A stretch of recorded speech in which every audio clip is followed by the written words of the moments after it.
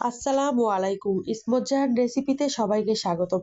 আজকে আপনারা দেখতে পাচ্ছেন এখানে আমি গরুর মাংস ধুয়ে একটি বাটিতে নিয়েছি, তারপরে প্রেসার কুকারে ঢেলে দিলাম। এরপরে আমার প্রেসার কুকারটা ছোট, অল্প মাংস, এতে আমি রান্না করে অনেক সুবিধা পাই। এরপরে এতে আমি আস্তে আস্তে সব মশলা দিয়ে দিচ্ছি, যেমন দুটো গরম মশলা দিলাম, একটা বড় তেজপাতা চিড়ে দিয়েছি, তারপরে সাদা এলাচ দিচ্ছি, দেখতেই পাচ্ছেন দারচিনি দিচ্ছি, সব মশলা দিয়ে নিচ্ছি। প্রেসার কুকারে মাংস রান্না করলে অনেক তাড়াতাড়ি হয়ে যায়। এই যে পেঁয়াজ কুচি করে দিয়েছি, বড় বড় 3টা পেঁয়াজ কুচি করেছি, তারপরে পরিমাণ মতো লবণ, হলুদ, মরিচের গুঁড়া, ধনিয়ার গুঁড়া, জিরের গুঁড়ো সবকিছু দিয়েছি। এরপরে পরিমাণ মতো আদা বাটা, রসুন বাটা সবকিছু দিয়েছি। এখন আমি এই সবকিছু ভালো করে হাত দিয়ে মেখে নিয়েছি, তারপরে শুধু হাত ধোয়ার জন্য অল্প একটু পানি দিয়ে তারপরে তেল দিয়েছি।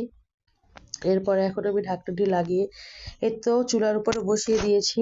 এখন আমি চুলাটি জ্বালিয়ে নিলাম।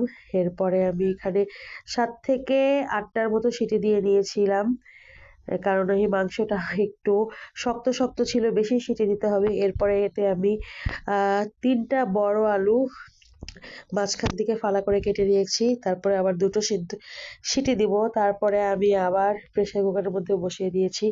এই দেখেন সন্ধ্যা হয়ে গিয়েছে, মাগরিবের আজানের পর। এই যে আমার সাদ বাবু কি করছে। তারপরে আমার সিটি দেওয়া শেষ। এখন আমি চুলাটি অফ করে দিচ্ছি। দেওয়ার পরে আবার অন করলাম।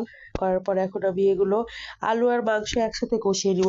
আসলে প্রেসার কুকারে রান্না করলে অনেক তাড়াতাড়ি সিদ্ধ হয়ে যায় এবং গ্যাস অপচয় কম হয়, কারণ আমরা তো সিলিন্ডার গ্যাস ব্যবহার করি, তো গ্যাসের দিকটা নজরে রাখতে হয়। সেজন্যই আমি অনেক তাড়াতাড়ি রান্না করার জন্য এবং গ্যাস খরচ কমানোর জন্য প্রেসার কুকারে রান্না করে নিচ্ছি।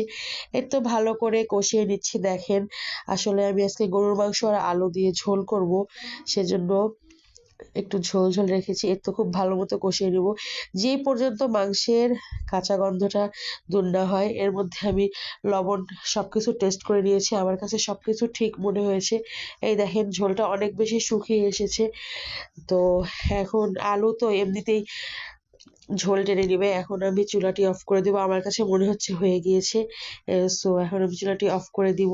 দেওয়ার পরে একটু ঠান্ডা হওয়ার জন্য অপেক্ষা করব, তারপর আমি একটি শুকনো হাঁড়িতে ঢেলে নিব। তো আমার কাছে গরুর মাংস দিয়ে আলুর ঝোল অনেক বেশি ভালো লাগে। আবার অনেক সময় গরুর মাংস ভুনা, সব সময় একই খাবার খেতে ভালো লাগে না। তো এই দেখেন আমি খালি করে নিয়েছি। সবাই বেশি বেশি আমার ভিডিও দেখবেন এবং লাইক, সাবস্ক্রাইব এবং কমেন্ট করবেন। আমি খুব অল্প সময়ের মধ্যে রান্না করার চেষ্টা করি। সবাই ভালো থাকবেন। আল্লাহ হাফেজ।